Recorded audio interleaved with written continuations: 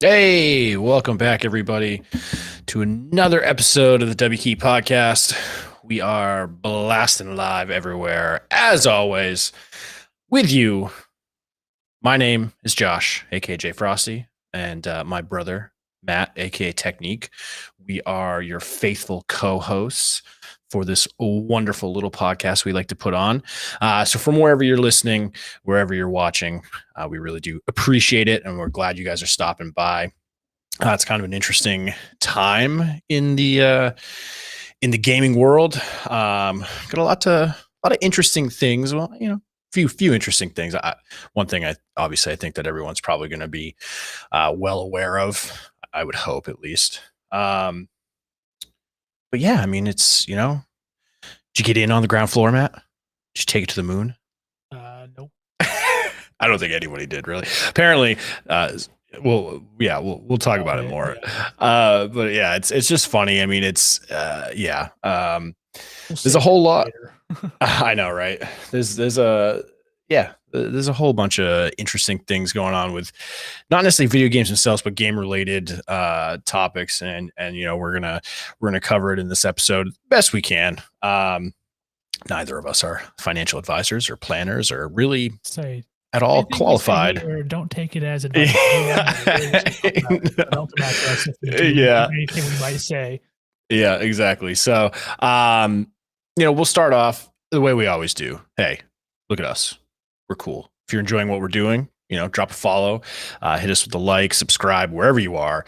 We're broadcasting in a lot of places. So wherever you might be listening or watching, even if for the audio version too, drop a like, drop a follow, a subscribe, rate, review, check us out on Podchaser.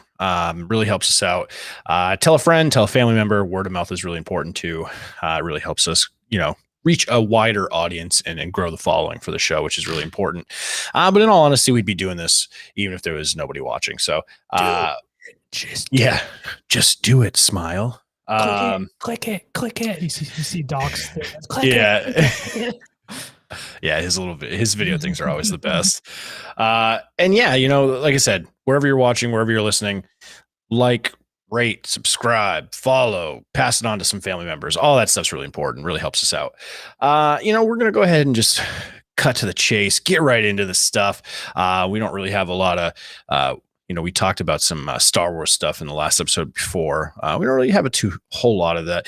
We have outlines, believe it or not, before the episodes. We actually try to put out some outlines to have some thoughts and things like that. Have you been watching WandaVision? Yeah. Have you not?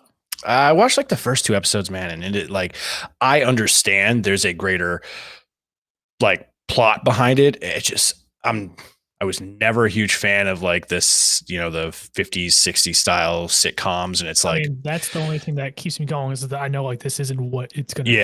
Watch the latest episode. We're getting to meat potatoes. Yeah. And I knew that from the get go. And I'm watching, I'm like, there's no way it's just this. I was like, Marvel, they're not going to put out a bad product. Disney, Marvel, well, Disney maybe put out, but Marvel not. We trust. Yeah. So let me down. So I have not been watching it. Otherwise, I would have been all on board to talk about some WandaVision theories and shit like that. But all I can say is, just watch the latest one. It'll be some legit stuff, and you'll be hooked again. Hopefully, nice. Maybe. Yeah. I'll have to step back into it. Yeah, we'll go ahead and jump right in. Last episode, rather, not last week. I kind of dropped the ball, didn't do the This Week in Gaming segment that we've been doing frequently, but did it this time. I'm here. I did my job. There's not a whole lot really to hit on. I'll be honest with you, 2 of these I never played in my life. I mean, I kind of know what they are after I Googled them, but I've never played them in my life. So I'll just be upfront, people, that there's 2 that game. Yeah. So 39 years ago, Miss Pac-Man came out. It's pretty crazy to think. I don't know. I know, right? Yeah, she is. She's older than I am. It's crazy to think. Have you seen the gaming Netflix like documentary? It's like a docuseries.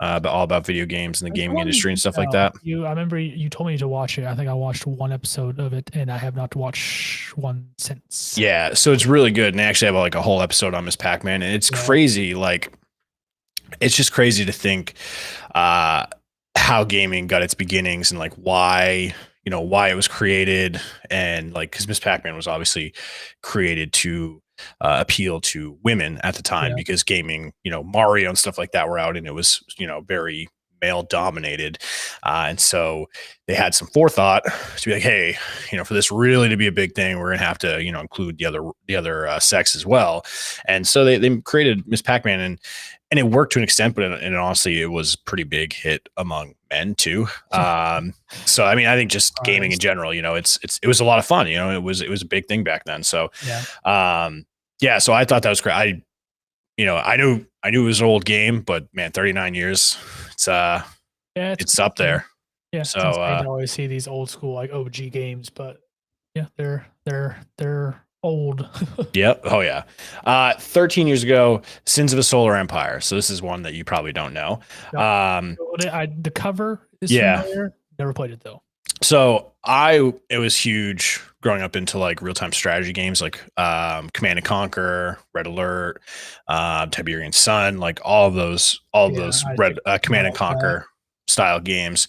And for the longest time, like when I got older, I was looking for something that would scratch that itch, but also sort of be like in space, because I'm a huge fan of like the sci-fi element, space exploration, like space warfare, stuff like that. And I've probably had this game for about 13 years. I think I bought it kind of like right when it came out. So yeah, it's really fun, real-time strategy, space exploration, build up your empire, produce ships, research different things. It's sort of like Stellaris. I know we've talked about Stellaris a little bit, but Stellaris is a much grander, more deep game. There's a lot more to kind of get into as far as your empire management. Since the Solar Empire is a very, I wouldn't say, surface level, but there's not as much to worry about as far as keeping your empire up and running, but it's still a lot of fun. There's tons of expansions, and you can even mod it. There's a ton of mods for it. I had one mod that made it like Star Wars. So you had the Republic, the Empire, stuff like that, all those ships. Shit, I can get down on. Yeah, and there was a mod. So I'm also a huge fan of Stargate. And there was a mod that made it all the ships from the different Stargate factions, like the Goa'uld, the Jaffa, the Earth, Asgards, things like that. Jaffa. Yeah. And then there was a Star Trek one. You'd have a bunch of different Star Trek. Had the Star Trek one. Oh yeah. So it was a ton of fun. It was it scratched that itch for me as far as like real-time strategy games. So it kind of holds a special place in my heart because I played it so much. Like through college, and I even played it after. I mean, I'll go back to it every now and again. I haven't played it in so long. Yeah. But yeah, I mean, usually I'll go back to it every now and again, like that and Stellaris, and They Are Billions. It's kind of like that too. It's one of those kind of build your empire. They Are Billions is more of a survival game, but it has that strategy element built in, that research, that tech. Aaron got me to download Age of Empires 2 because apparently he loves that game. So I downloaded that recently and played a game of that. And I've always liked those type of games, build and do this and that. I mean, I play Clash of Clans on my phone still, which is that just on a longer scale, obviously, because you just keep building and building instead of dropping into one game. But yeah, those type of games always fun. Always a good little game to go back to. Yep. No. So it's when I saw that it came out 13 years ago, I was like, oh my God, it was a huge nostalgia rush. 9 years ago, Kingdoms of Amalur, or Amalur, whatever you want to call it, came out. Do you remember this game at least? Or I mean, after you looked it up, did you remember it? Or did we ever have that? I don't know. I did, yeah. Well, so I don't. It was a decent game. Yeah, it was a decent game. Is this the one that's from the company that Kurt Schilling's owned? Okay. That's it. This game basically like bankrupt the state of Connecticut, or I can't remember what state it was. But he somehow his game company, it was Rhode Island. His game company basically he created a game company. So I'll take two steps back. For anyone who doesn't know Kurt Schilling, famous pitcher, notorious for being on the Red Sox, pitching with a bloody sock, winning us the Sox, the first World Series since like fucking 1918 or something like that. It was a fucking long ass drought either way. Broke the curse of the Bambino, whatever you want to call it. Fun fact, I also coached him and his family at axe throwing. He came in. Yeah. So he came in, he signed the board, and I coached him and his family for like 2 hours. Dude is massive, like much bigger than I ever thought. Like, I'm like, okay, athletes, sure. But I mean, he's a pitcher, but he's like taller than I am, broader than I am. I was just like, holy hell, man. That was like he's big, like in the gut. I didn't know he was big. Yeah. He may have had more of a, I didn't notice too much of a gut, but he was just a stocky guy. Anyways, after his whole baseball career, he got into game development. The funny thing was, when he was there, his grandfather, or no, not his grandfather, it was his father-in-law, I think, actually, was wearing a shirt with his studio on it. And I just kind of laughed a little bit because, like, I don't, obviously not, I don't think he thinks too many people would know, but like, he just happened to get the one coach that's into video games. I should have, yeah. But anyways, he started the development company and somehow got like the state of Rhode Island to like back the game, back the company, made a ton of promises, made the game. It kind of flopped huge and like it almost bankrupt the whole state from like funding the development of this game. And the game was like pretty good. Like, I thought it was okay. It wasn't anything like too crazy, but I mean, it took elements from Fable, and it took elements from like some of those other types of games, and it was enjoyable. I just the minute I saw it, I was like, oh my God, I can't believe it's been 9 years since Curt Schilling basically bankrupt the state of Rhode Island. For some reason, it just feels like a year or two ago. I remember thinking, like, reading the article, like, Curt Schilling's good teams to going on. I'm like, oh, because they talked about it recently about a second one coming out. I'm pretty sure, like, it was in the news or something like that. Do that if they almost bankrupt us? I don't know. They're gonna go find another state. They're shopping it around to other states just to see who could bankroll it and who could afford the hit. But yeah, so I just, it was a good game. Like, I liked it. But the whole backstory, I think, is just even funnier. The fact that, he almost put the whole state of Rhode Island in a hole. Part of it. I knew it didn't do the best. Yeah. I know he was playing with, yes, legit house money here. Oh, yeah. 100%. And then the final one, 2 years ago, we were graced with Apex Legends. Both of us played Apex quite a bit. I played it a ton. I really liked it. Call of Duty came out, and I just kind of jumped on the Call of Duty train from there. It is what it is. But like, I still go back, or I've tried to go back a couple times. I have some friends that I work with at the axe throwing place that like to play. Yeah. It's just hard, even though I play Call of Duty, and it makes me. I feel like I'm having an aneurysm every time I play the game. I still go back because that's what, like, my friends from college, like my best friends, that's what they, and you guys, obviously, you and Aaron and everyone, I have more friends, better friends. Sorry, anyone from the axe throwing place might be watching or listening. And it just kind of boils down to that, and so yeah. I'm saying, but one of the guys from Best Buy, I play it with him, but he's about kind of really the only person I know who plays it, so I don't really have a large pool of people who play Apex. But I mean, Apex is, it's always fun. I always go back, and it's interesting. I just liked Apex because it like dropped out of nowhere, didn't it? There's no it's just one day there's like, hey, here's our game, and people like, the release stream was just like, Doc and all them would be like, hey, we got something big for you guys tomorrow, because they obviously knew about it. And next thing you know, it was just like, next day we were like, oh my God, what is it going to be? And then we all get on, and they're like, new game, new battle royale. And they started playing, and everyone, it was like the minute it hit. Yeah. And it innovated. I mean, a lot of what they did, Fortnite incorporated and battle royale since have tweaked. Respawn beacon. Yep. That's the first like buyback system in the BR I played. Obviously, started PUBG into Apex, right? Because then go PUBG, Fortnite, Call of Duty. Oh yeah, I'm just thinking like yeah. Well, I don't think we played Fortnite a shit ton, but yeah. No, but like in our progression, Yeah. Yeah, but yeah, So buyback system was the first thing they kind of brought in that everything has now, basically. ping system. Yep. Ping system was new to Apex, and now it's like you couldn't imagine a battle royale without one. I don't know how, like, so many PUBG like, over there, over yeah, over with. exactly, yeah.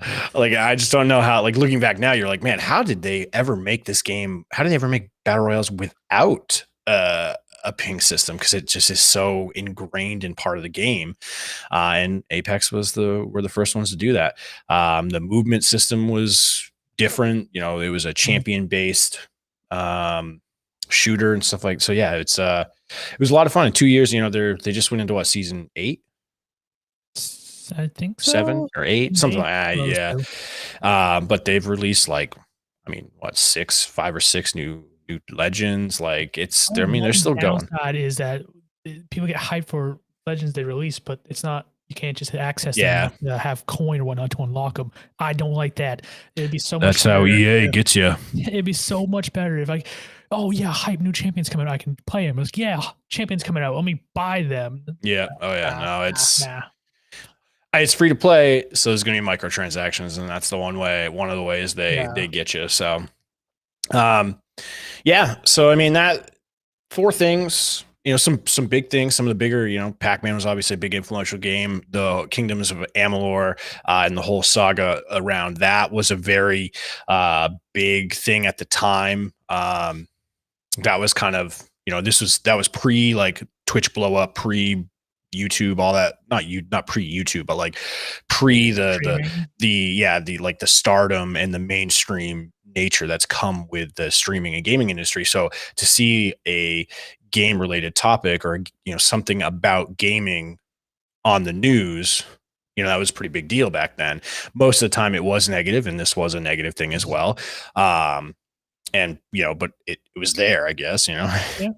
And like, put the word out, I guess. Yeah, I mean, every few years. So did you see this recently, like, past, like, month or so, the New York Times article that came out about, like, gaming? I don't think so. I'd have to look it up on my phone real quick. Because this happens like every couple of years. They always do this. They put out an article, or someone puts out an article about like gaming and how it's bad for children. And so basically it's like, you know, it's linked to, obviously, quarantine. You know, it's not much to do with the whole quarantine. There hasn't been much to do besides play video games. So like, it's like this whole, like, you know, parents fret as screen time stretches to months, and, you know, people are just worried about their kids playing video games too much. And, like, it always rears its ugly head in some way, shape, or form about parents worried about the violence in video games and what video games are doing to their children, and video games are rotting children's minds. And it's like, of course, like, they don't talk about any of their good stuff, like the millions of dollars for cancer research that Dr. Lupo has raised, or things like that. And of course, being a big media outlet, the New York Times had to pick the most depressing looking photo. It's like super dark, super, you know, underlit, with very kind of blank stares on their faces, with the parents kind of side by side next to the kid, looking very disappointed while the kid's playing a game. And it's like, bro, like I get it. Like, some people are prone to lose grip on reality and fall into the imaginary world that is video games, or to have an overactive imagination and kind of not be able to separate reality from video games. And that's where, hey, I hate to break it to you, the parents have to come in, you know, and do some fucking parenting. Like, if you're worried that your kid is playing too much video games, then stop them. You know what I mean? It's not like video games are some way sneaking themselves into people's houses. It's like, if you don't want your kid to play too much video games, then just take it away from them. Stop them. Like, oh, my kid's playing too much video games. Well, then be a parent and say, hey, you're done. Stop. And this comes with everything. This comes with all the smart tech, the phones, the TVs. Parents are always so worried about what those things are doing to their children. But then in the same, you know, the next kind of breath, the next thing, they're like, oh, well, when my child, you know, gets bored, I just hand him my iPhone. I'm like, hey, go, don't bother me. Like, go play with this. I got things to do. It's like, well, no, that's not the right way. You know, not a parent. I'm saying that's not the right way. Not the, I'm not giving you advice on that, but like the idea is, you're worried about your child and the screen time. And when you have an opportunity to do something with that child, but you pawn that child off onto a screen in order for you to do something, you're just perpetuating the problem you're complaining about. So, and the same thing with video games, do something, plan something where everyone is involved, gets them away from it, or just take it away completely. I mean, we had our things taken away. We got grounded from them plenty of times where we couldn't play them. I pitched a fit like a motherfucker a bunch of times, but parents held firm. I didn't play them for as long as I was told not to play them. And that was that. And it's like, you got to do that. And can't do that these days. Exactly. And that's abuse. I know. And that's where like that article, and that's where all these articles subsequent, anything that's kind of been published in the past few years just kind of always misses the mark. They want to always pin the blame on the video games. But they don't ever want to put any responsibility on the parents for stepping up and doing something about the perceived video game addiction of their children. So I don't know. Yeah. I'll get off my soapbox. It's always a never ending topic. It'll be the same thing 50, 60, 100 years from now, probably. And I mean, realistically, I hate to break it to him, it's only going to get worse with advancements in technology. Eventually, it's going to be like Sword Art Online, where we jack some fucking spike into the back of our head, and we're laying on a bed for hours a day in the virtual world. Like, it's eventually going to get to that, or like Ready Player One, the movie and the book. It's eventually going to get to that point. So, like, it's only getting worse for them from their point of view. It's only going to get worse from our point of view. It's getting better. Like, sign me up for that. Right. So yeah, I don't know. It always, it goes in cycles, and that's what everyone on Twitter, everyone I saw reposting that article basically just said, like, hey, it's, the annual or the biannual like attack video game article that like the media likes to put out. And it's true. It happens. Everyone to arms. Yeah. It happens every couple of years that they put out an article bashing video games and the detriment they are to children and things like that. And it's like, this is a much different situation too, considering we've had to have to lock everybody up, for X amount of months. Like, obviously it's things in some states are more loose than others now. But what do you expect to do when you tell everyone to stay inside for 3 months on end? Got to do something. Say, imagine if we didn't have video games. With people dude, legit going crazy or something like that with all this lockup. Like, I remember back when we were younger and we lost power for like 2 days, like during an ice storm one time. And it's like, I don't know what I would do like now, like, and that just shows like how addicted I am. And I'm not even addicted in the sense like that, like, I mean, I guess I am to an extent, like phones. Some people are just so addicted to their phones, but it's like, I just scroll it to kill time. Like, I'm not necessarily looking for anything. And I guess that's an addiction too. Like, cause I rely on it to pass the time. Yeah. But like, I couldn't imagine like, and it was cause it was an ice storm. So it was during the winter. So it would be dark at like 4 o'clock in the afternoon. I'm like, I guess we're just going to bed. Just sitting there. So yeah. Yeah, you're watching. So, yeah. So I don't know, man. It's just like, I don't know what else they expect you to do during this whole quarantine situation, especially kids. I mean, there's only so much TV you can watch, and that's, just as much of an issue, I think, in some situations. Yeah. You have less control over what they can watch. So yeah, shame on you, New York Times. You're better than that. They're not really, but but we'll say they are. Yeah. Who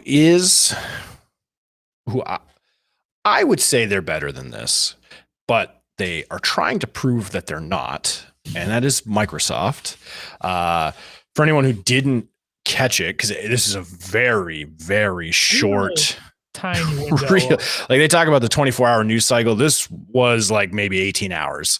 Like, Microsoft, this was like what, a week ago? I think you sent that to me, or two weeks. It was sometime between the last episode. I kind of want to say 2 weeks. I feel like it's a day or two after the episode. It might have been, yeah. Look at this crap. Look at this shit. So Microsoft came out and they were like, hey guys, guess what? We're going to double the price of Xbox Live from $60 a year to $120 a year. Ooh-wee. And they were like, cool, right? And then You guys get literally, that, right? yeah, and literally, the internet mobs on Twitter just started getting their pitchforks and their flaming sticks together, and they were ready to like beat down Microsoft's door. And yeah, like literally, probably 18 hours later, Microsoft's like, all right, We heard you. We're not we doing fucked that. up. It's gonna stay 60. It's like, At least Jesus. they admitted and kind of realized, oh shit, we can't do this pretty quickly. They could have like stuck to it, like, nah, it's staying there. We don't care what you guys said. At least they listened to the community and was like, all right, fine. See, and I think if they had not flopped so hard with the Xbox One, like, so they eventually changed their tone on what the Xbox One was going to be, but for the longest time they held firm on what the Xbox One was going to be and the features it was going to have and the required Connect, all that shit for a long time. And fans were beating down their door like, no, like, we don't want that shit, we don't want that. And they just held until they finally broke, but like it took a lot longer, and if they didn't have that experience in their hand with this situation, they probably would have tried to steer the course and kept it at 120. But I think they learned that trying to stay the course against massive backlash is only going to hurt your product in the long run, kind of like it did with the Xbox One. So yeah, I thought I saw that. And then you sent that to me and I was like, are you fucking kidding me? That's crazy. And then literally the next day I saw a thing and they were like, oh yeah, we're kind of fucked up, guys. We're sorry.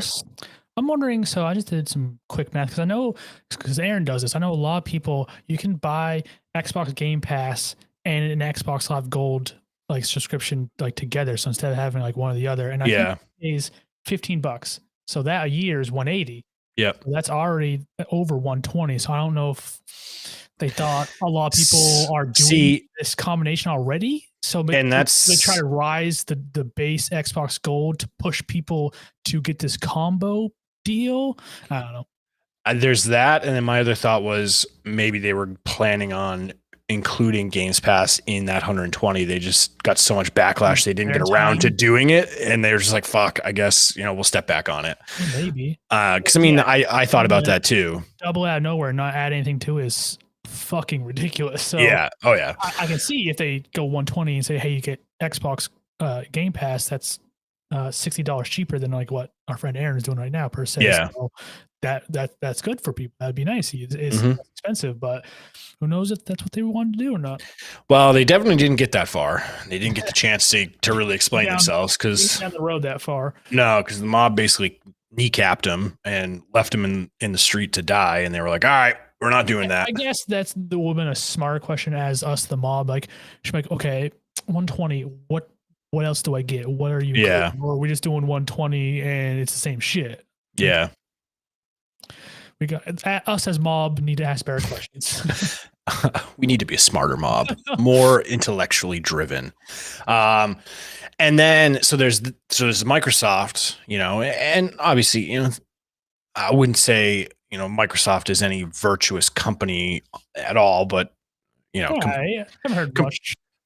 No, but I mean, they're a big company, it is what it is. But compared to the SNECs that are Comcast, burn these people to death. So I actually wanted to talk about this last episode, but I completely forgot to put it on there. So this happened beginning of January, right? The new year, they changed it. Yeah, that's when it went into effect. Yeah. January. So basically, I'm going to preface this with, get a load of this shit. Like during quarantine, during a prolonged work from home, play from home, and entertainment from home, school from home, all of those things from home that requires internet connection. They go and say, hey, Comcast? This is Comcast, by the way, folks. I don't know if we said Comcast or not. Yeah, Comcast. They're going to go and say, hey, you know what we're going to do? We're going to put a data cap on everyone who's not paying extra for our unlimited service, because in their estimation, like 3/4 or they said like 80 something percent of people wouldn't. They're like, yeah, only like 5% of our customers would go over there. The cap is 1.2 terabytes. Yeah. Yeah. Only, only like 5% will go over, so most people won't even need to upgrade. We were over our cap for the past 6 months, and it's just 2 of us here. Yeah. There's no way a family, let's say 4, is not going over that cap. No fucking shot. Like, I don't care what they say, their numbers gotta be off. It's gotta be way more than 5% people going over their cap. So in turn, so if you go over your cap, you have to pay extra anyways, right? Or they just shut the internet off. No, Yeah, I was saying extra. Every like 100 gigabytes over, you pay $10. I don't know. Yeah. But yes, if you go over, you pay more. So they basically put a cap on your data, like a cell phone plan, and then make you have to pay for an unlimited and a new gigabit router. A router too. So now I gotta probably pay for like renting that or Yep. some crap. So, like, they're just the skeeziest, like, scummy. I hate Comcast with a fiery passion. Same. Their service is shitty and spotty. It'll just randomly drop out. I just will have no internet for a quick second, or it's just. I don't know. I would, if there's any other provider in my area, I would drop them a heartbeat, but there isn't. They have a stranglehold on where I live, and they go. They do. And for anyone, and Comcast is pretty much a Northeast internet service, I believe. I don't think they have much elsewhere. Yeah. But I know for a fact they dominate the East Coast. And yeah, they, I didn't even know about this cap, and I already had kind of switched because, like, literally, so I'm in an apartment building, and they wire it for one service provider, and they made the deal with Comcast. So I've had Comcast for the last like year and a half, 2 years we've been here. The minute I got this notification from this other company called Starry, they're like, hey, 200 up, 200 down, $25 cheaper than what I'm paying for Comcast. No taxes, no fees, cancel whenever you want. I was like, sign me up. I do not want Comcast at all. And so I jumped wagon right away. And then, I call Comcast to cancel. And they're like, oh, did you like call us before you signed up? I'm like, no. And they're like, oh, we could have done like some deals. We have like gig speed internet.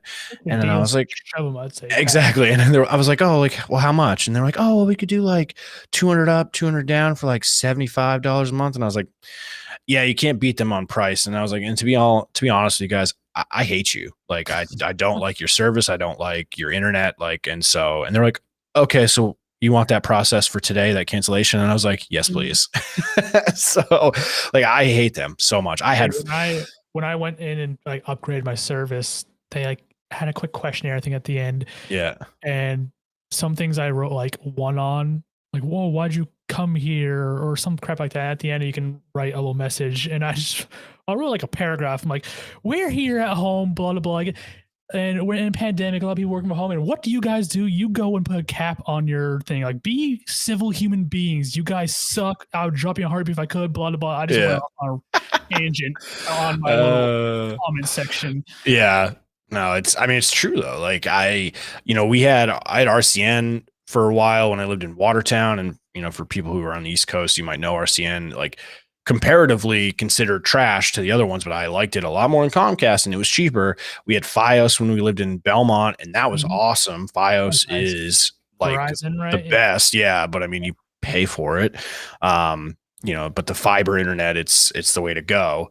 And then, we've had Comcast here, and I'm just like, oh. So when I was able to get out, I was like, yes, please. So I feel your pain. Yeah. I feel for everyone using Comcast and their data caps. So for anyone who didn't know about this, definitely check it out. Like, you might be going over if you notice that your bill is super high, one month.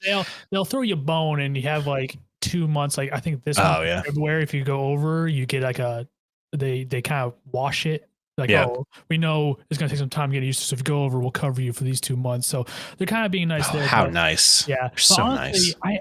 I look back at my emails, and they're like, they say like, yeah, back in November, we notified you that this was happening. And I don't really remember seeing anything from them in November. So this kind of seems like it came out of nowhere. Like, hey, welcome to January. We have a cap now. Like, well, I was like, what?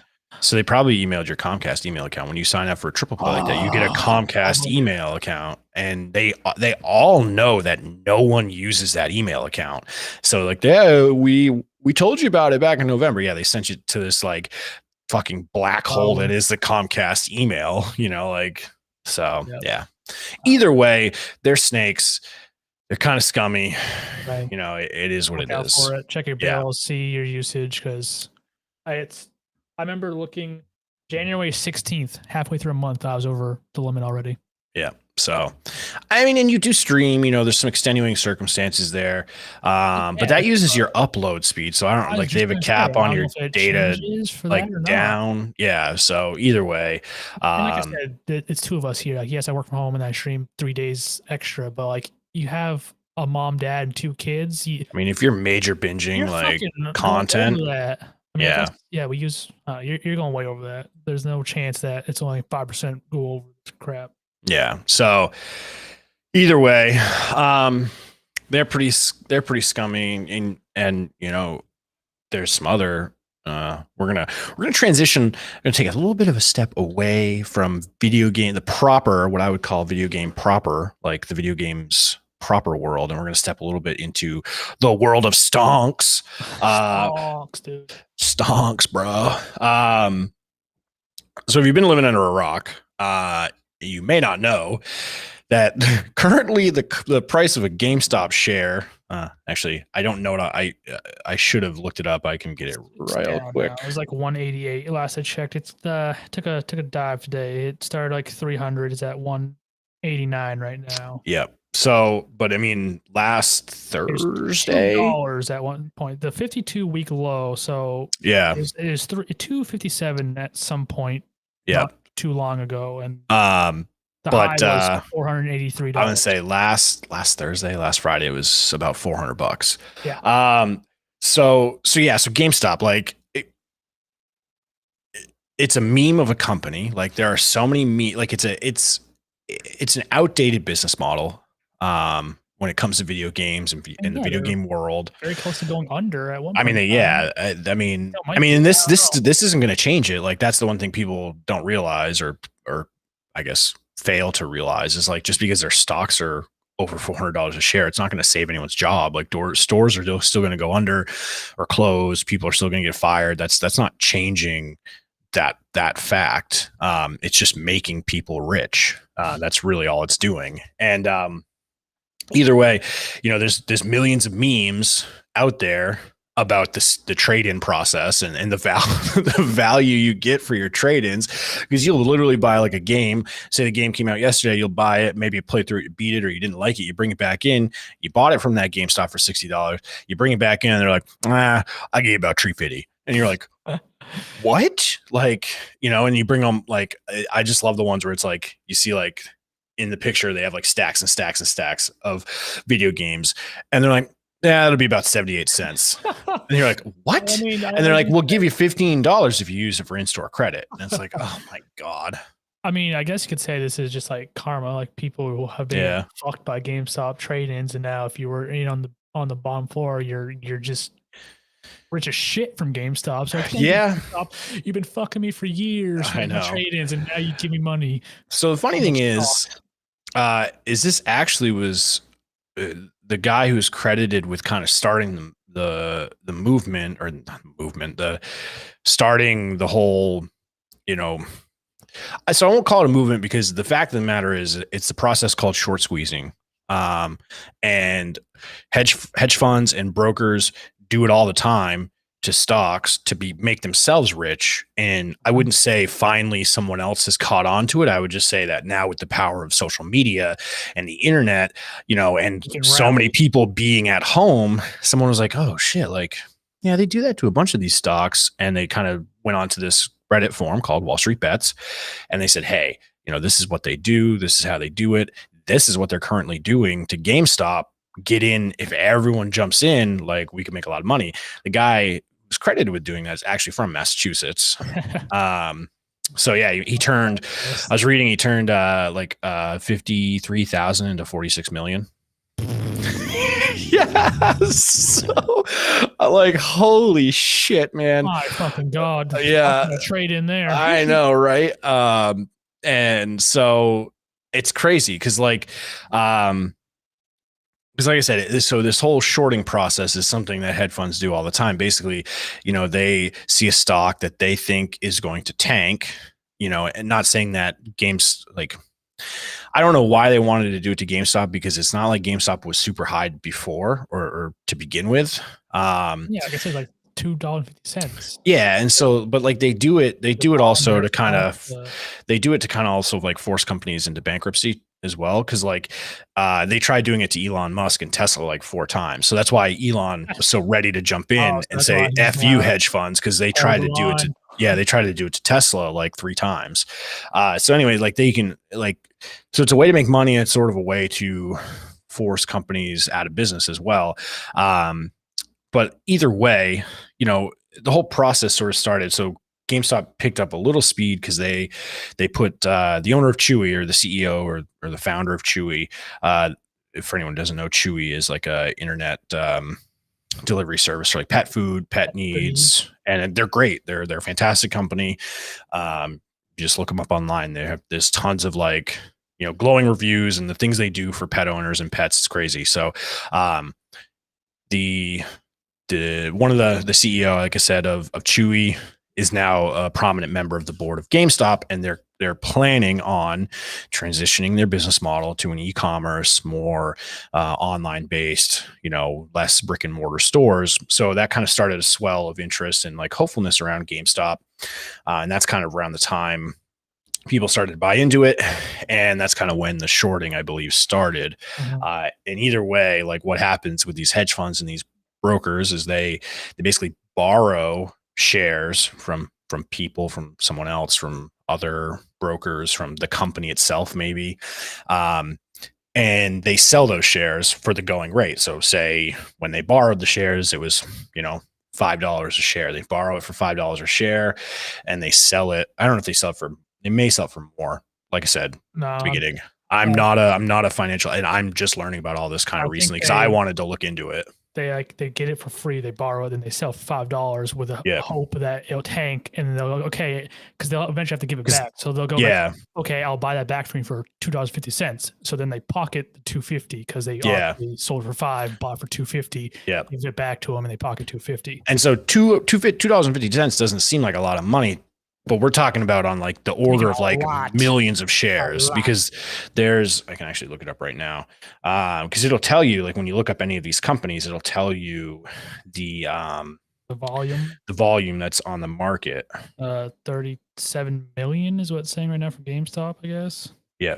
37.38 million. So like we're talking, buying, like 3 million shares for $5, borrowing 3 million shares for $5, and selling them for $5 a share. And then the price tanks.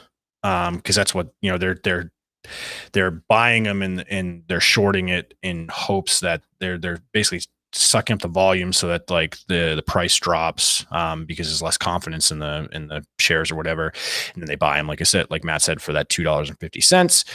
They sell, they buy at that, they give the stocks that they borrowed back, and they pocket that difference. But so you think like $2.50 times 3 million, that's a lot of money. It's a way for them to make a ton of money. So they've been doing this all the time, but there's a catch with the borrowing process. Like it has to hit a certain, they usually have a contract time, like a X amount of days before they have to pay back what they borrowed.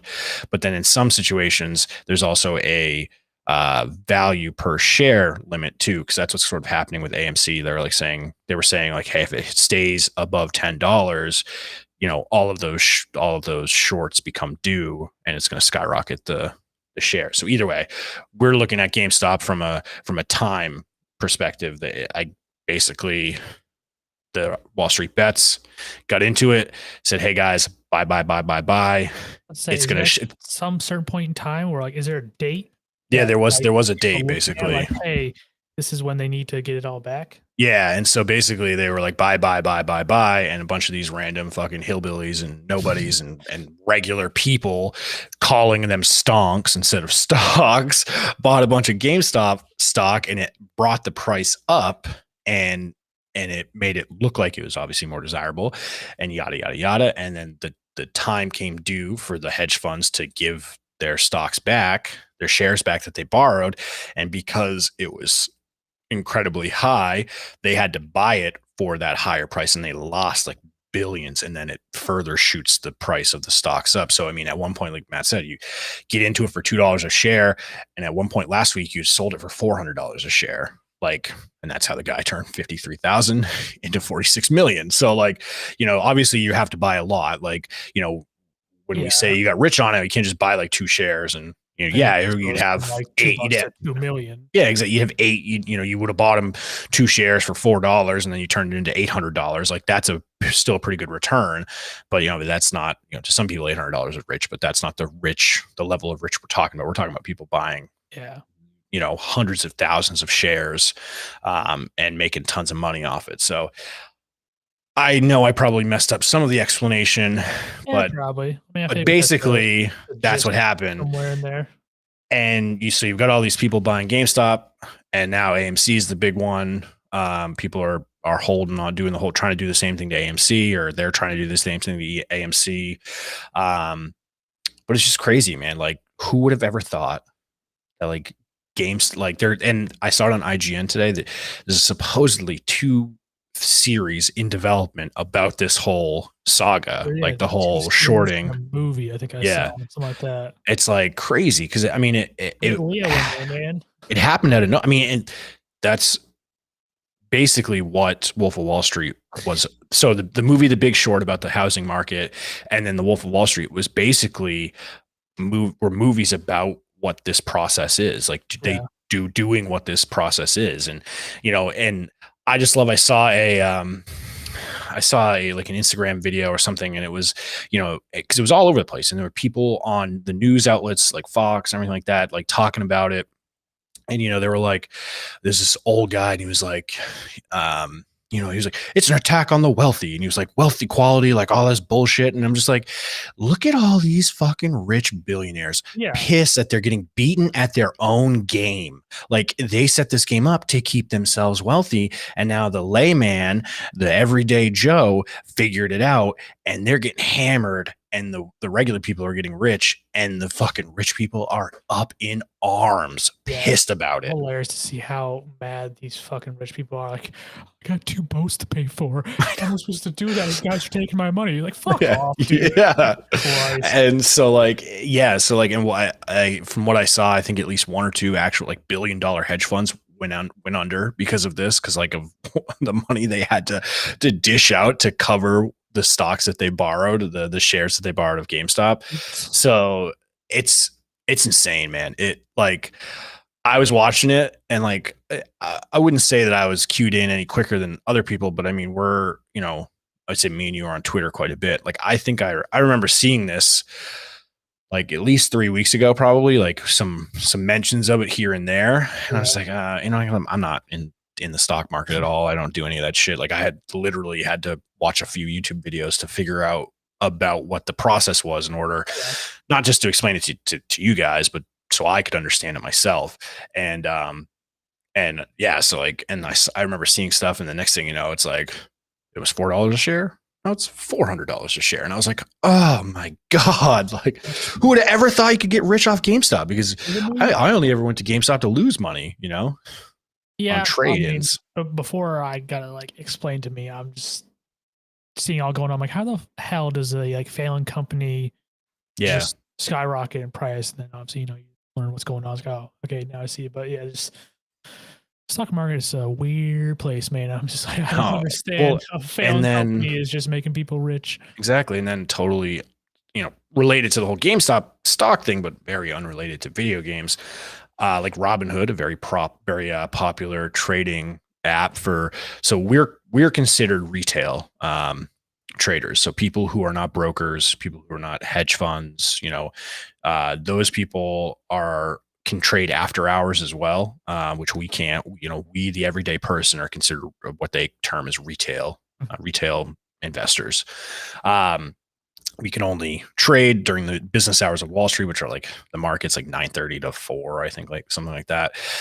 Either way, and we have to go through, brokers or like these apps like Robinhood, Webull, Cash App, Stockpile. There's a bunch of them out there, but Robinhood's one of the more popular ones, and probably the most popular one. And basically, the day that it hit big, like that the day last week when the stock was at like $400 a share, they basically shut down trading for that stock. They shut down it for GameStop, for AMC, and for Naked Brand as well, because Naked is like another one that like it's like $1.75 a share right now, but like everyone's claiming that that's the next one that's going to blow up along with AMC, but who knows when or if that'll happen. And yes, they shut down trading, and everyone's freaking out, and it's illegal, doing that. So there's a lot of ramifications coming from that, but at the same time, they found out, I think it was over the weekend or today, the reason they shut it down is because they ran out of collateral. Like, obviously, them as a business in trading, like they have to have money in the bank to kind of back what their retail investors, us, like purchase, and things like that. And so based on like how it had skyrocketed, like they didn't have enough collateral to like cover the purchases. So they shut it down. So it's like they did it because they were out of money in the banks too. Like, it's crazy. I mean, shit's definitely going to happen, and something's going to come down on them for sure. I mean, because it's still like what they did, from my understanding, is still illegal, but they had to do it because they were, in the negative at that point, company like value wise. I didn't hear that part, but I thought they just put it down because like the rich people who probably own this are like, stop that right now. So that did happen. That was happening also. But yeah, there was also the whole collateral thing too. So I don't know. It's like it was a whirlwind. It was a whirlwind like week, man. It just goes to show the power of like a bunch of nerds on Reddit. Like fucking. I was about to say these next, like AMC being the next or Naked being the next, is this all dependent on just like the mob going and doing it all together? I think, yeah. I think a lot of it. I think a lot of it is. I mean, continually. Yeah, and like they basically, people were terming it. I mean, it's a financial revolution, So, yeah, I think that it is kind of wholly dependent on the mob. If they can keep the mob churning on different stocks to hit, then yeah, I mean, I think this process repeats. But the problem really with that is pumping. I think they call it pumping. Like that's illegal. Like you can't, like, because Discord's under fire and Reddit's under fire because it was a public forum for people to go in and just say, hey, buy these stocks. And like it basically, they pumped up the mob, they pumped up the people, and it was pumping the stock. So the fact that was happening, that is technically illegal. So I don't know, like it's hard to say.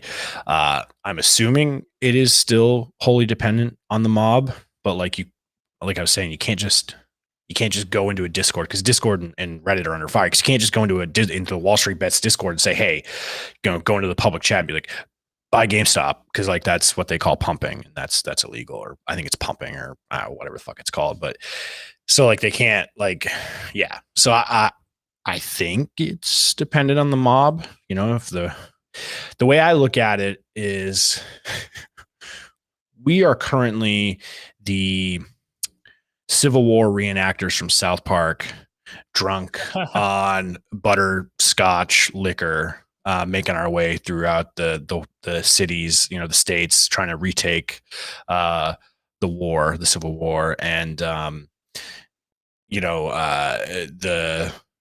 Wall Street side, the Wall Street side are like Kyle and Stan trying to deprive the mob of booze to slow them down. And eventually the mob will wear down and wear out, but it's like how much damage will be done before the mob is basically depleted of alcohol and is nursing hangovers. That's to wrap up the analogy.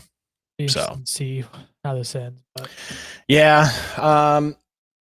But yeah, it's interesting. I mean, there was a lot of rich people that got into it. Like I said, Elon got into it because he hates like hedge funds and stuff like that, because they tried to do that to Tesla. I will say it's like the first. I'd say this is a good story because like normal people making some money that can help out their families a lot, and rich people finally feeling what it's like to not have money. So I'd say this is a good news story, and I think it's the first good news stories we've seen in a long time. So maybe 2021 is the bounce back year. Is the year, yeah. So from here, well, we have like a lot of some other short hitters. That was kind of the big thing, and it, as can imagine, it's the biggest thing that's kind of been happening recently. So we've talked about Google Stadia a few times. It didn't hit so well when they launched. Surprisingly, that's actually one of our better episodes too. And they recently shut down like their in-house development studio. They basically are canning like first party exclusives for their Google Stadia console. They're still going to obviously rely on outside developers to develop games for Stadia, but they're focusing more on like the tech and everything to make streaming video games more enjoyable, because as it stands right now, it's not very good. So from you everything, gotta get the tech down first before you worry about getting the games to it. And they're sort of ahead of their time. I mean, I would say, and I think anyone would agree, that this is sort of where gaming is going. Probably, it makes the equivalent quality and performance available to everyone, which levels the playing field. Especially in competitive games, it levels the playing field for everybody, and it's just about whether you're better or not, And so I think this is a tech that is coming and is the natural progression. They're just a little too early. So so they canned it, the internal studio, but they're still, it's not, Google Stadia is not technically going anywhere. No, they still have their subscriptions, making some moves. They're just not developing anything themselves because they don't want to split kind of their efforts between development and technology upgrades. So they're sticking basically with tech upgrades and letting outside studios develop for their platform. Sounds like the right call to me. Would I get out of all that? Yeah, exactly. They need to do something. They in order to stay afloat, they have to improve something somewhere, and the tech is the first and most logical step, in my opinion. So you can't have like some gold nugget of a game, but play it on some shit box that doesn't work. So exactly. So don't worry about the games, worry about your hardware first, folks. And something that has incredible amounts of hardware and power. Like I was reading through this, it was great. So Tesla's the new this refreshed versions of the Model X and Model S. And apparently they have like 10 teraflops worth of like computing power for gaming, which is pretty close to the next gen or the current gen systems like the Series X and the PS5. So yeah, you can basically game on your Tesla, like what can't they do? I've seen a bunch of TikToks of like, if you're homeless, your Tesla's got you. And it's like, well, first, you wouldn't be homeless if you had a Tesla, but you can basically turn a Tesla, like they have like a sleeping kit where you can fold all the seats down. They give you an air mattress to put in. They give you all these hangers to black out all the windows, and you can watch Netflix right from your massive screen. So it's like a camping car in and of itself.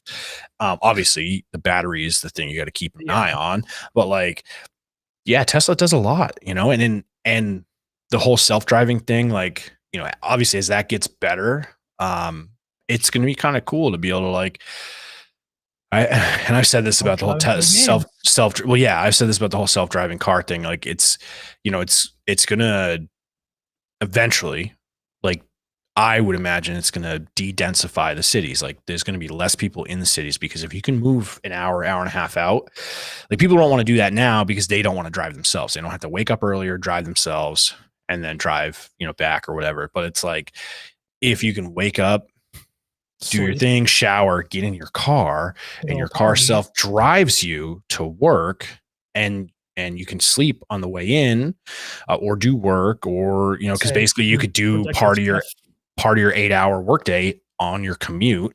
And then an hour there. Yeah. And then like the other thing is, not a lot of people have parking.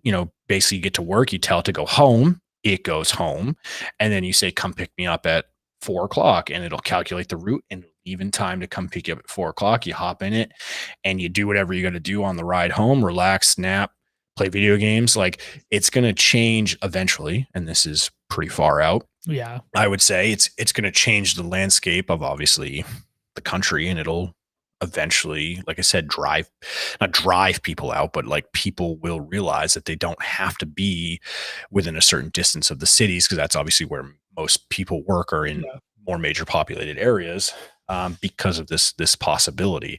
And the fact that you can play video games on it's just pretty cool. Like, give me a controller, and let me, as a passenger, it makes road trips a whole lot better, a lot more enjoyable. I Like, you know what I mean, mean? Like, we're gonna start so upgrade too. Before, but I didn't even know that before you could play games already on the old models. But we're talking like games like Cuphead and yeah, easy things like that. With this upgrade, we're talking Witcher 3 yeah, games is what you can play on it. So that's it's quite the upgrade, I'd have to it's say. pretty fucking insane, man. Like, and the cool, like you can do so much with a Tesla, but the other cool, like you can set your own horn sounds. There's been a ton of Oh people yeah, Jesus. showing like, one person set it as like the Pornhub like intro music. So whenever you hit it, you hear the intro music, and it's just like, yeah, you can set it Oh to like Lord. whatever you want. Like, you basically just put a sound on your USB drive, plug it into your Tesla, and set it from there, and they're pretty crazy cars, man. And like, I mean, and this is funny just because it reminds me like one time way back when mom had her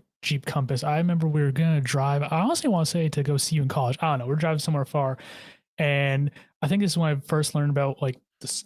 She had an outlet in the back seat, yeah, and I think this is like our first car that had like outlets. Like, oh, I can do stuff with this. So I remember I brought a power strip, a TV, and like a PlayStation 2, I think, or where we had at the time. And I tried to plug it all into that power strip, but obviously we didn't get enough power. So I yeah. planned on playing games while we drive, but I couldn't pull it off. So I was just saying to see that now the car itself just has it built into it. Yeah, I know it's ridiculous. And I mean, and it's the way of the future. I mean, it really is. Like the whole electric car, biggest thing is that's holding electric cars back are batteries. And from what I understand, the battery tech, there's people working on some pretty insane upgrades to battery tech to make them last like so much longer and hold so much more charge. And yeah, so I mean, as the battery tech grows, and this is the exact reason that a lot of these hedge funds and people wanted to destroy Teslas, because a lot of the wealthier people in the world have their money in oil and gas and fossil fuels. So like it makes sense, from that standpoint. Like Tesla threatens that model, that setup of their society. And yeah, so either way, get yourself a Tesla. I think honestly the Model S is only like $40,000. Like, it's a lot, yeah, but like when you think about like, What you get, I feel like well, what you plenty of get, or like, plenty of an days. equivalent, like, for it's got some really good performance too. I mean, but like you think about like, any other like, for what the cars that we've always bought, like that's twice as much as most cars that we've bought. But like, at the same time, there's people out there, this drop 40K on like a truck pretty easily, like pretty standard truck, or Mhm. like, a nicer like car, like Subaru, Acura, like, Lincolns, like all, like there's a lot of people that spend that much on a car pretty regularly, and they don't get nearly as much functionality as what a Tesla can potentially do. So it's pretty neat. I would agree. Um, what else? AMD. So shortages, obviously, has been a thing. We've been dealing with shortages for a long time on a lot of different parts. Obviously, shortages from NVIDIA GPUs, but obviously they're not related to AMD. It's just shortages in general. Mhm. But the PS5, the Xbox Series X, the Ryzen Real switch. 5000 Yep. series, the 6800 XTs, the 6800s, even the 6900s, like Yep. all of those fantastic pieces of processing equipment are all delayed because everything is made by NVIDIA or AMD. The GPU and the CPU in both the next gen consoles are AMD, and then obviously the Ryzen series is the hottest thing in the market right now. Mhm. And then their GPUs made massive leaps with this most recent release of the 68 and the 6900 series. So they're in high demand, but you're just not going to get them. Say you're going to be waiting for some more time, folks, because the CEO Lisa Su said at the recent Q4 2020 earnings call that this is going to drag on in probably the first half of 2021. So if you're thinking kind of what I thought that after I can't really talk because I did get a PS5, but after Christmas ended, maybe some of these next gen consoles and stuff like that will be more available because people aren't swarming to get them. But they still might be available, but they're gonna it's gonna be delayed a little bit just because there's a shortage in the tech that needs to go into this stuff. Yeah.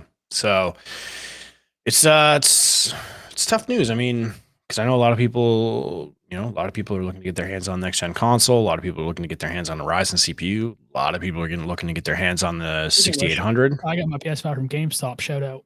Yeah. Sean got hit. I don't know if Sean got his from Games. He got a Series X. He got it in the mail like yesterday, I think. So, nice. Yeah, I don't know if he got his from GameStop or not. But either way, so essentially, hunker down, keep your eyes out on those deal sites, on those deal Twitter accounts, because it's going to be deals on Twitter. That's how I got mine. Follow them, Wario64, whatever they have. They're always on top of it when things are coming into stock. So it's because it's going to be tough. It's going to be tough going out there for you to get next gen, or CPU parts as well. I mean, the thing with,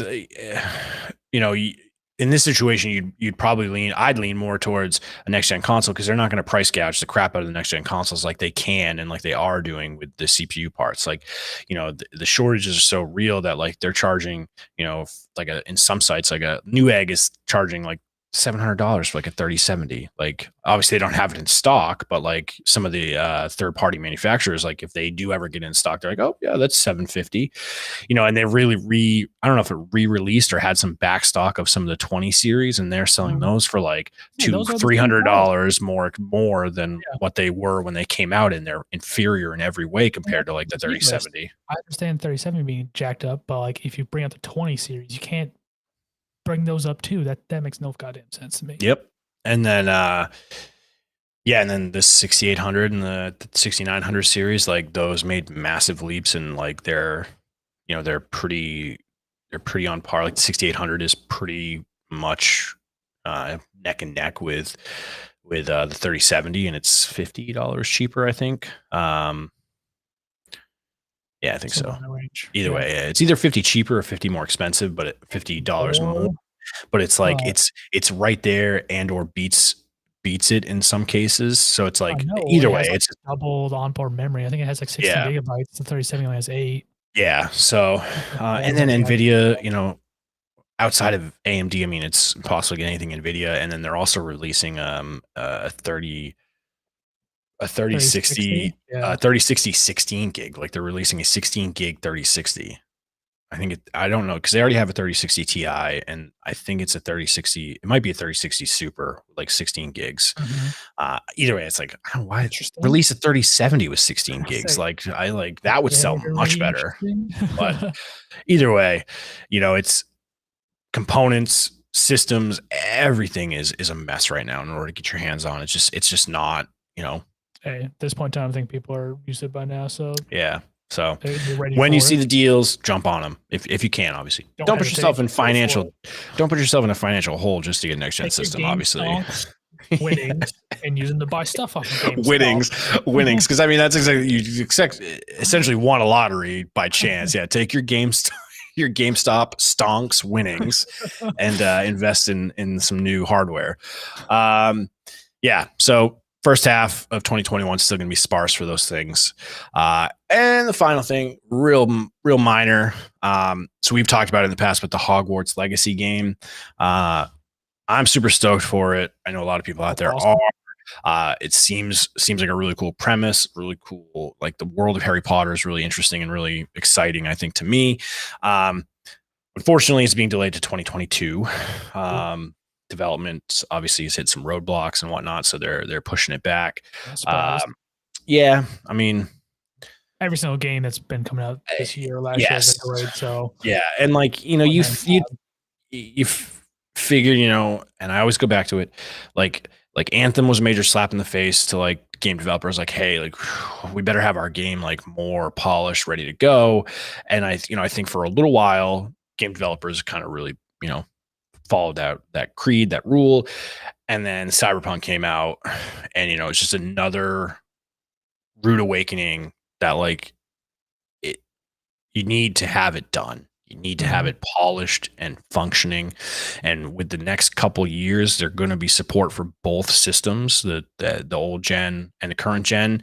You can't put all your eggs in the new gen. You have to keep the old gen, the previous gen happy too. And especially with the shortages that are happening, like it has to happen. And Cyberpunk really highlighted that. So, I think they need to give if they're doing this, they probably need to give their development window more room to make things happen, which I'm okay with. I was okay with waiting for Cyberpunk, and we both play, you have it on PC. I would get it on PC if I were to get it. We'd be okay playing it. But even if I was planning on getting it from my Xbox, I'm still always okay with longer development time to make sure the game runs better.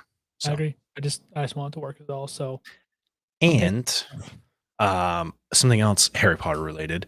Apparently, they're working on a Harry Potter series at HBO Max. So I don't know that it would be Harry Potter, like Harry Potter and Ron and Hermione. They're just working on a series based in the Harry Potter world around Hogwarts, yada yada yada, for HBO Max. So I honestly am pretty excited about that because piques interest a little bit. HBO makes good shows.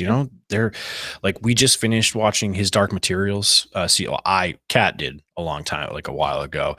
I just barely finished watching season 2. Season 1 was okay. Have you guys watched this at all?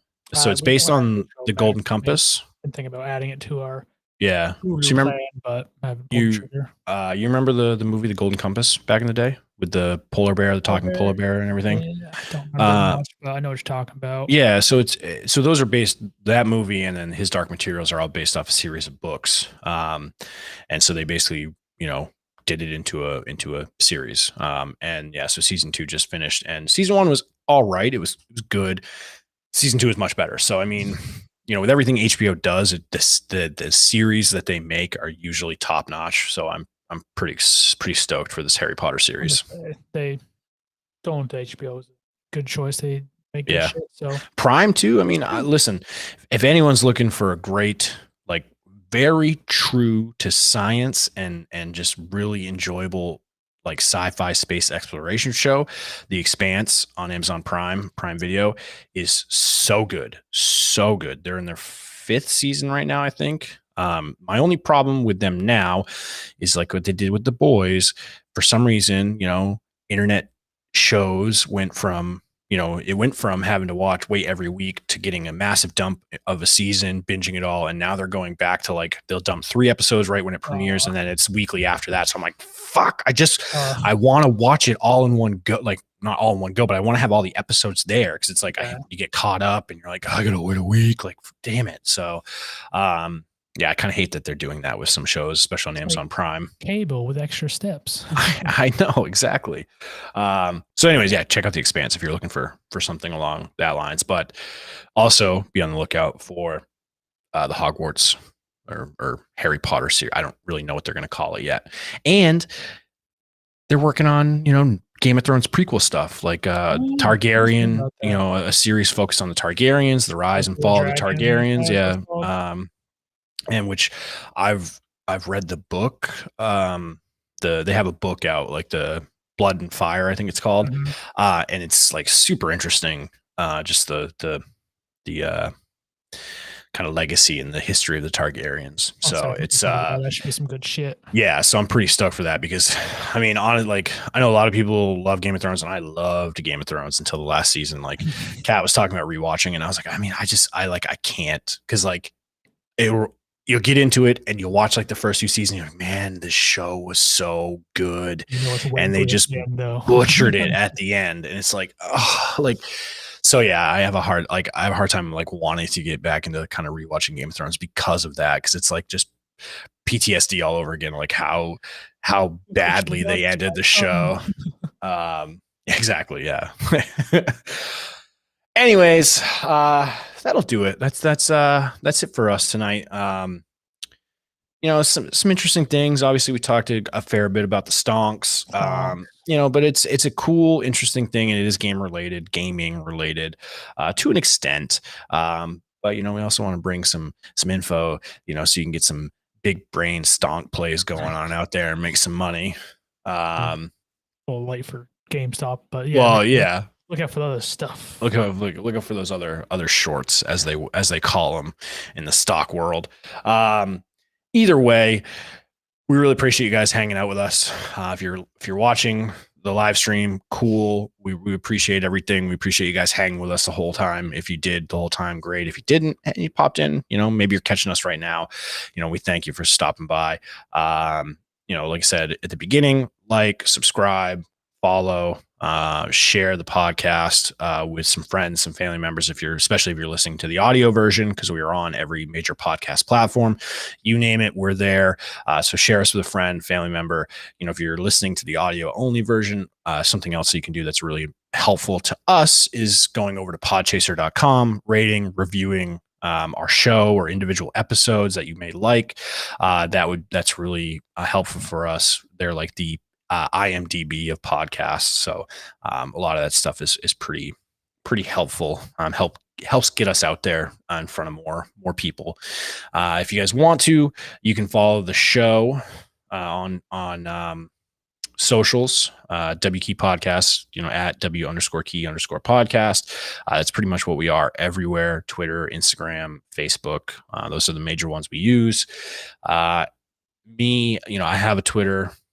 I don't bother putting it out there because I don't really do a whole lot on it. I just retweet stuff that I post from the show. So I wouldn't worry about following me too much.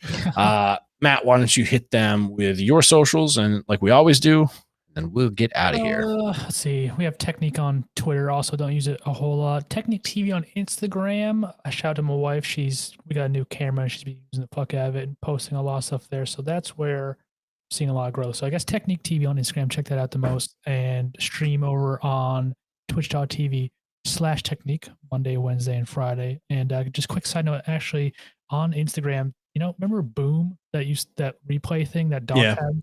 They followed me on my Instagram. I was like, oh, hey. Really? Hey, look at that. Shit. And then both of us are kind of keep an eye out for some TikTok stuff from either of us. Made one. I need to make another one, but I know. Basically, it's just our names. Mine's Jay Frosty. Matt's is Technique. We're gonna test the TikTok, waters nice. for gaming creators. 500 views and 20 likes on a video that I put on TikTok. I put the same thing on Twitter. I got like 10 views and 0 likes. So it's just nice to see numbers is all.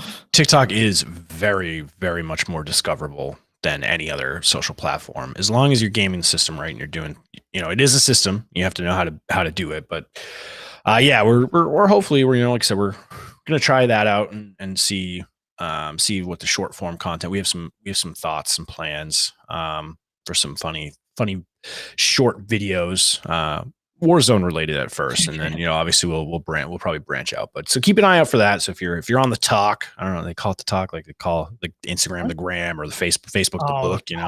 If you're on the talk, hey, I don't know, like I'm really showing my age here. Check us out. Either way, that's going to do it for us tonight.